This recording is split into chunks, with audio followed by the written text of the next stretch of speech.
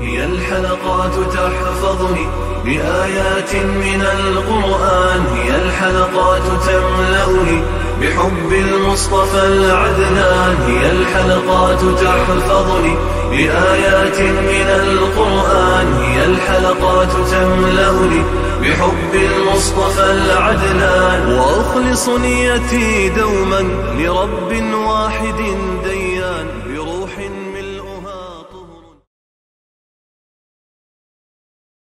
Sure Nahl tefsiri 90. ayetinden başlayıp okuyumuz inşallah. Bismillah, elhamdülillah, ve salatu ve selam ala Resulillah ve ala alihi ve sahbihi ve sellem. Esselamu aleyküm ve rahmetullahi ve berekatuhu.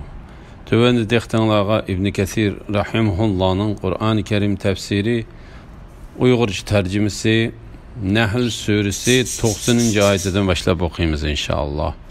Ba'de a'udhu billahi mineşşeytanirracim.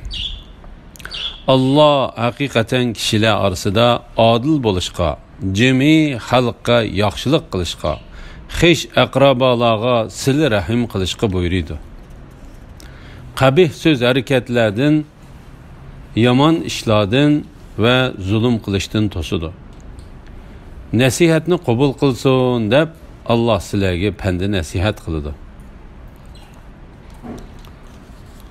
Adillik ve yaxşılık qilish to'g'risida. Allah Teala bu ayette bendilerini adillik qilishga buyurganligidan ve yaxşılık qilishga undiganligidan xabar berdi.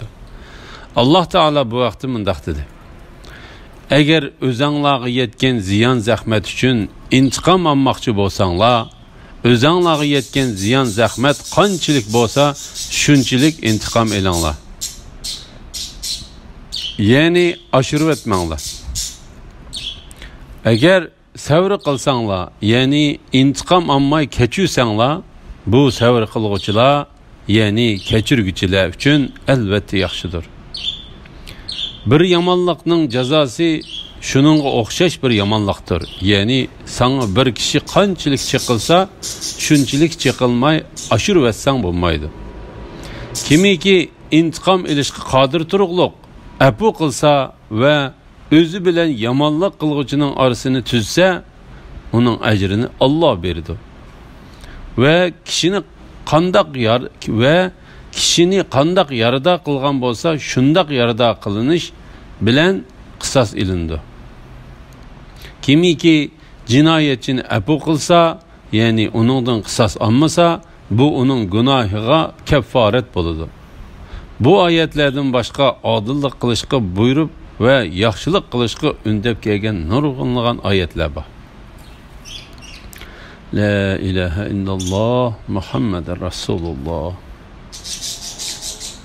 Urug' tuqqanchilik munosabatini chingitishning buyurilganligi, axloqsiz so'z harakat, yomon ish va zulm qilishning ma'ni qilinganligi.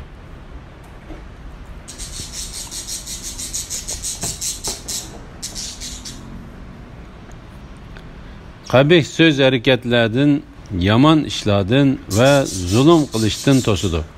Yani Allah Teala kişilerini haram işlerini, yaman işlerini ve başkalarına nahatçılık qilishdan tosudu. Allah Teala bu vaqtda mundaq dedi: Ey Muhammed sallallahu aleyhi ve sellem, ularga aytqin ki Rabbim aşkara ve yoshurun yaman ishlarning hammasini, gunohlarni, kishilarga nahaq chiqilishni harom qildi. Bu vaqtda hadisda mundaq deb bayon qilindi: zulm qilish va urug' tuqqanchilik munosabatini uzib etishdan boshqa jazosi ham oxiratga saqlab qo'yilishga ham mushu dunyoda berilishga loyiqroq gunoh yo'q. Zulüm qilish ve urug' tuqqanchilik munosabatini uzib etishdan boshqa jazosi ham oxiratga saqlab qo'yilishga ham mushu dunyoda berilishga loyiqroq gunoh yo'q. Nasihatni qabul qilsin deb Allah sizlarga panda nasihat qiladi. Ya'ni nasihatni qabul qilsin deb Allah sizlarni yuqoriqidek yaxshilikqa buyuruydi ve yomonlikdan to'sadi. Şabi Shatir ibn Shaklining mundaq deganligini rivoyat qildi. Men Ibn Mas'ud radhiyallohu anhuning Qur'ondagi oyatlarning ichida hamma mazmunni o'z ichiga olgan oyat Nahl surasidagi Allah haqiqatan kishilar orasida adil bo'lishga, jami xalqqa yaxshilik qilishga, xish aqrabolarga sil rahim qilishga buyurdi. Qabih so'z harakatlardan, yomon ishlardan va zulm qilishdan to'sidi. Nasihatni qabul qilsin deb Alloh sizlarga pandi nasihat qiladi degan oyatidir deganligini anglagan edim.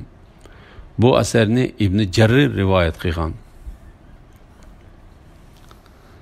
Bu asarni Ibn Jarir rivoyat qildi.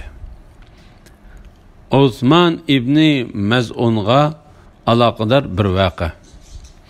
İmam Ahmad yuqoridagi oyatning nozil bo'lish sababi to'g'risida Ibn Abbas radhiyallohu anhumaning mundaq deganligini rivoyat qildi. Payg'ambar alayhisalom uyining peshoyvonida o'tirgan edi. Payg'ambar alayhisalomning qishidan Osman ibn Maz'un o'tib ketib, uningga qarab kulimsirdi. Payg'ambar alayhisalom uningga "O'ltirmamsan?" dedi. U "Bo'ladi" dedi. Payg'ambar alayhisalom uningga so'zlab o'tib, to'satdan osmonga qaradi. Payg'ambar alayhisalom osmonga bir muddat qarab turgandan keyin ko'zini u yer bu yerga yugurtib, oxirida ko'zini o'ng tarafidagi bir yerda to'xtatdi. Ondan o'rnidan qopib, nazari tushgan yiliqiyaga bordi va xuddi o'ziga gap qilayotgan birovning so'zini tushungandek qilib beshini lang'ishtishga boshladi. Osman ibn Maz'un Payg'ambar alayhisalomga qarab turadi. Payg'ambar alayhisalom o'ziga deyilgan so'zlarni tushunib bo'lgandan keyin yana burunqidek osmonga qaradi va xeyli uzungacha ko'zini osmondan uzmay turdi. Ondan Osmonning qishig'i kelib, burunqi o'rinda o'ltirdi.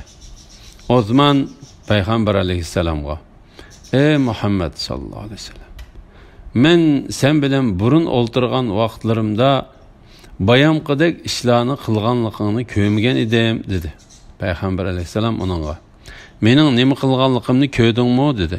Osman: "Ha, men sening dastlab ko'zingni osmon qaratganligingni, ondan uni o'ng tarafingdagi bir yerda to'xtatib, meni tashlab qo'yib shu yerga borganligingni, ondan xuddi sana deyilayotgan so'zni tushungandek beshingni lang'ishtib turganligingni ko'rdim dedi. Payg'ambar alayhisalom: "Sen bularni sezdingmi?" dedi. Osman: "Ha" dedi. Payg'ambar alayhisalom: "Bayam sen bilan o'ltirgan vaqtimda qishimga farishta kelgan edi" dedi. Osman: "Farishta kelganmidi?" dedi. Payg'ambar alayhisalom: "Ha" dedi. Osman: "Farishta sana nima dedi?" dedi. Payg'ambar alayhisalom: "Farishta Alloh taolaning Allah haqiqatan kishilar orasida adil bo'lishga, jami xalqqa yaxshilik qilishga, xish aqrabolarga sil rahim qilishga buyurdi. Qabih so'z harakatlardan, yomon ishlardan va zulm qilishdan to'sidi. Nasihatni qabul qilsin deb Allah sizlarga panda nasihat qiladi degan oyatini elib tushibdi" dedi. Osman: "Bu mening dilimga iymon o'rnashgan Muhammad alayhisalomni yaxshi ko'rishim boshlangan chaqdir" dedi. Subhanalloh. Sizlar ahdi tuzishganlaringlarda Allohning ahdiga vafo qilinglar. Qasiminglarni Allohning nomini tilga elib, puxtalagandan keyin buzmanglar. Chunki sizlar Allohni guvohchi qildinglar. Shubhisizki Alloh qilmishinglarni bilib turdi. Sizlar pishiq egirgan yipni chub parcha qilayotgan xotindek bo'lmanglar. Bir jamoa son va mol-mulk jihatda yana bir jamoadan ko'p bo'lganligi uchun qasiminglarni aldamchilikning vositasi qilib olasizlar. Ya'ni o'zaro yordamlashish ustida bir jamoa bilan ittifoq tuzishgandan keyin soni pul meli ko'proq yana bir jamoani ko'ribla ilgariki jamoa bilan tuzishgan ahdini buzib, keyingi jamoa bilan ahdi tuzsizlar. Allah sizlarni haqiqatan buning, ya'ni va'diga vafo qilish amri bilan sinaydi. Sizlar datalash qilishgan haq nohaqni qiyomat kuni sizlarga cho'qim aniq ayirib berdi. Ahdiga vafo qilish to'g'risida. Ahdiga va kelishimga vafo qilish. Alloh taolaning nomini tilga ilib, chin berilgan qasamni buzmaslik qatorliqlar Alloh taolo buyurgan ishlarning qatoridandir. Shunga Alloh taolaning qasaminglarni Allohning nomini tilga ilib puxtalagandan keyin buzmanglar oyati bilan yaxshilik qilmaslikqa, taqvodor bo'lmaslikqa va kishilarni aplashtirmaslikka qasam qilish shakli bilan ularni qilishga Allohni to'saliq qilmanglar. Ya'ni Alloh bilan qasam qilishni yaxshi ishlarni qilmaslikning sababi qilmanglar. Bu ani shu ichgan qasaminglarni buzganliginglarning kafforatidir. Qasaminglarga rioya qilinglar. Ya'ni kelmas qasam ichmanglar.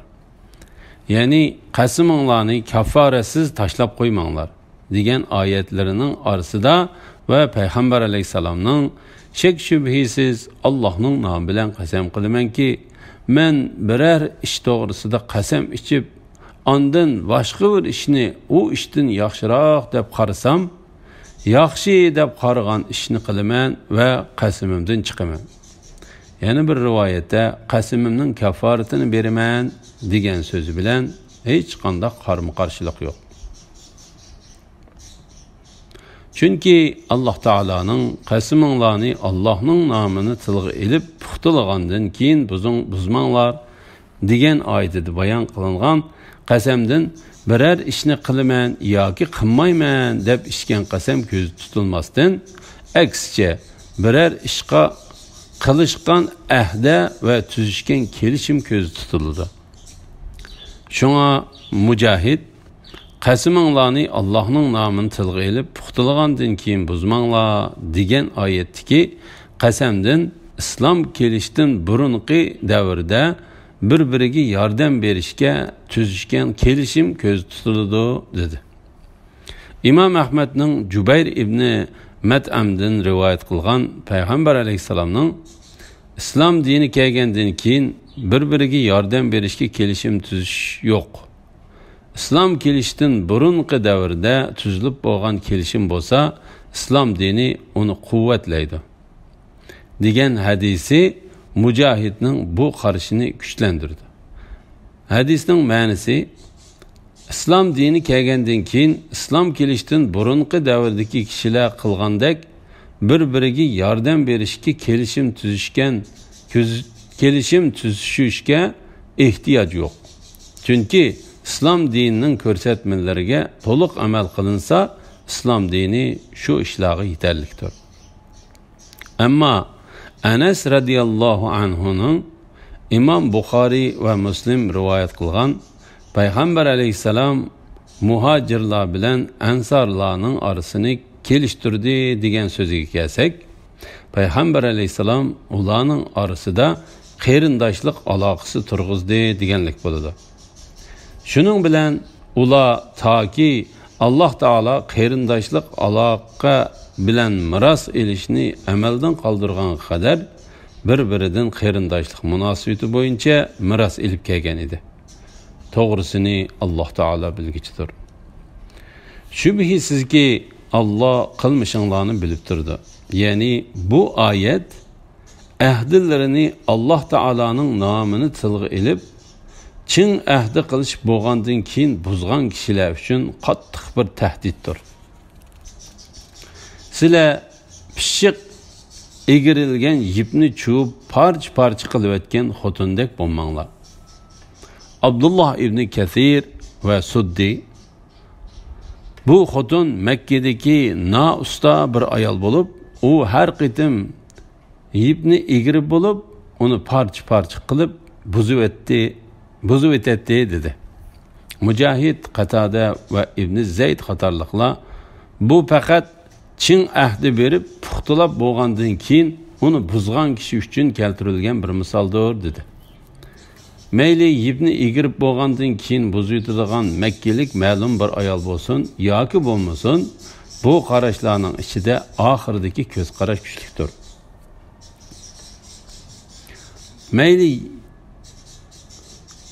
bir jamoa son va mol-mulk jihatda yana bir jamoadan ko'p bo'lganligi uchun qasiminglarni aldamchilikning vositasi qilib olasizlar. Ya'ni o'zaro yordamlashish ustida bir jamoa bilan ittifoq tuzishgandan keyin soni pul mili ko'proq yana bir jamoani ko'ribla ilgariki jamoa bilan tuzishgan ahdini buzib keyingi jamoa bilan ahd tuzsizlar. Ya'ni boshqa kishilar sizlardan ko'p bo'lsa, ulardan o'zinglarga biror yomonlik kelmasin deb ular bilan ahd tuzsizlar va qachoniki sizlarga ahdini buzishga fursat chiqsa, sizlar uni buzsizlar. Shuning bilan Alloh taolo oddiysi bilan uningdan yuqoriroqqa askar tishib berish uchun ahdini buzishdan to'sdi. Ya'ni Alloh taolo sizlarning soninglar oz, kuchinglar ojiz vaqtinglarda ahdini buzishdan cheklagan yerda sizlarning son jihatdan ko'p va kuchli vaqtinglarda ahdini buzishinglardan to'sishi muqarrardir. Mujohid bu oyatning ma'nosi haqida mundaq dedi. Ular biror guruh bilan ahdi tuzishsa, ondan ulardan soni ko'p va kuchli bir guruhni topsa, ilgarikilar bilan tuzishgan ahdlarini buzib etib, keyingi soni ko'p va kuchli bo'lgan guruhdagilar bilan ahdi tuzishadi. Shuning bilan ular bu ishdan to'saldi. Bu oyatning ma'nosi haqida Zahhak, Qatada va Ibn Zayd qatorliqlarmi shundaq dedi. Alloh sizlarni haqiqatan buning, ya'ni va'daga vafo qilish amri bilan sinaydi. Bu oyatning ma'nosi haqida Said ibn Jubayr Alloh sizlarni haqiqatan sizlarning ko'plikinglar bilan sinaydi dedi. Bu asarni İbn Abu Hatem rivoyat qildi. Bu oyatning ma'nosi haqida Ibn Jarir Alloh sizlarni haqiqatan ahdiga vafo qilishga buyurish bilan sinaydi dedi. Sizlar datalash qilishgan haq nohaqni qiyomat kuni sizlarga cho'qim aniq ayirib berdi. Ya'ni har bir kishining qilgan ishiga qarata mukofot yoki jazo berildi.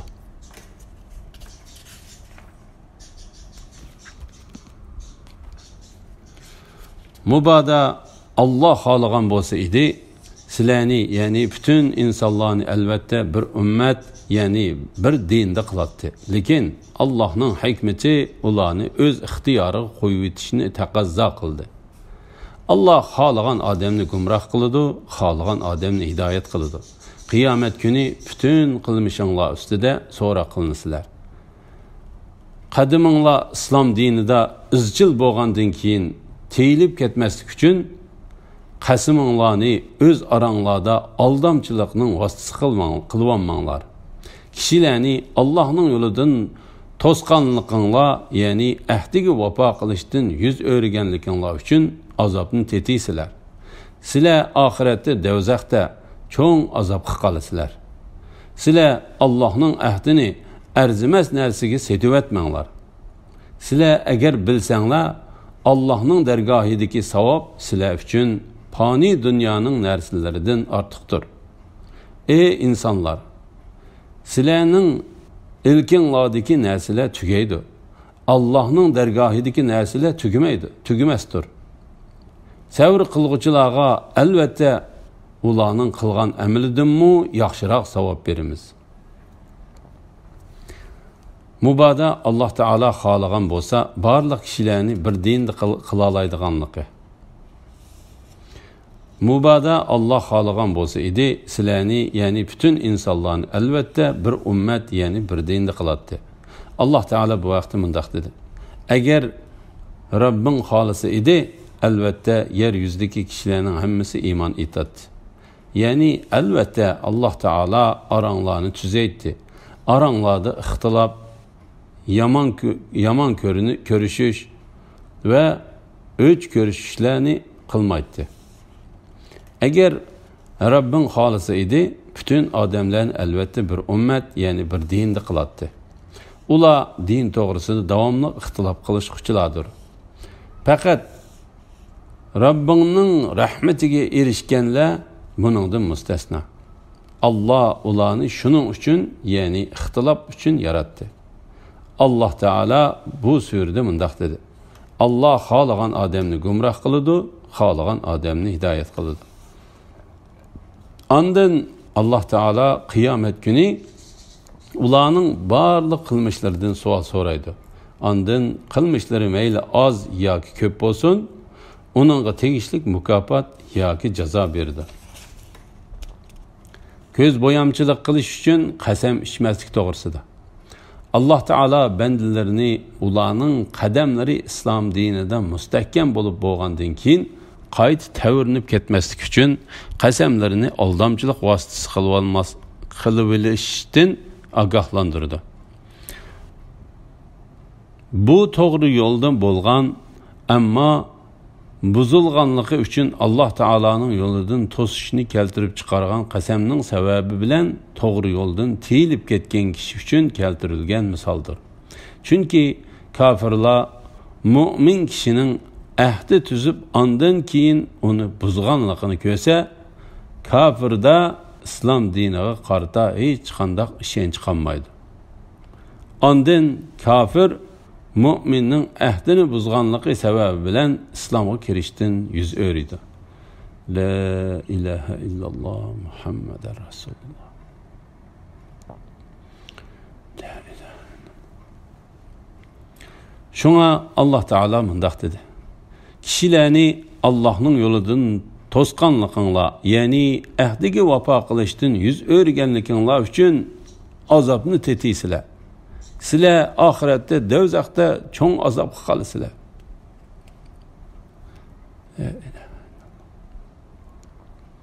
Dünyanı közlep ahdini buzmaslık doğrusu da. Sile Allah'ın ahdini erzimez nesigi setip etmenla. Yani Allah Teala'nın namını tılığı elip içken kasım anlarını dünyanın mal mülkige ve onun zibu zünnetlerine tegişip etmenler. Çünkü o nihayet azdır. İnsan için barlıq dünya topluluğuna verilse mi Allah Teala'nın dergahidikisi elbette onun için yaxşıdır. Yani Allah Teala'nın mukafatını ümit kılgan, Allah Teala'ya iman etkan, mukafatını talep kılgan ve Allah Teala'nın vaadisini ümit kılıp, onun ahdisini saklagan kişi için nihayet yaxşıdır. Şuna Allah Teala mındaq dedi. Sile eğer bilsenler, Allah'ın dergahideki savab sile için fani dünyanın nesillerden artıqdır. Ey insanlar, silenin ilkinladaki nesile tügeydi. Yani silenin kışınladaki nesile tügeydi. Çünkü o nesile çeklik ve məlum bir müddet kişi buluduğun nesiledir. Allah'ın dergahideki nesile tügümezdir. Yani Allah Teala'nın cennette silege berdiğin mukafatı üzülüp ve tügep kalmazdan mengü qilip qalğıçıdır. Çünkü o mukafat yoqap ketmezden mengü davamlaşqıçıdır. Sabır qılğıçılarga elbette ulanın qılğan əmilidən mu yaxşıraq savab verimiz. Yani bu Allah Teala'nın sabır qılğıçılarga ulanın qılğan yaxşı əməllərə mukafat berdiğanlıqıga ve yaman qılmışlarını keçirib etdiğanlıqıga qılğan vədisidir. Elhamdülillah, Allah şükürlər olsun. Yuqorida Nehl suresi tefsirinden 96. ayet kışı anladınlar. Ahirini keyin qitimliq oquşumuz davamlaştırırız inşallah. Ve sallallahu ala Muhammed ve ala alihi ve sahbihi ecmaîn. Esselamu aleyküm ve rahmetullahi ve berekatuhu.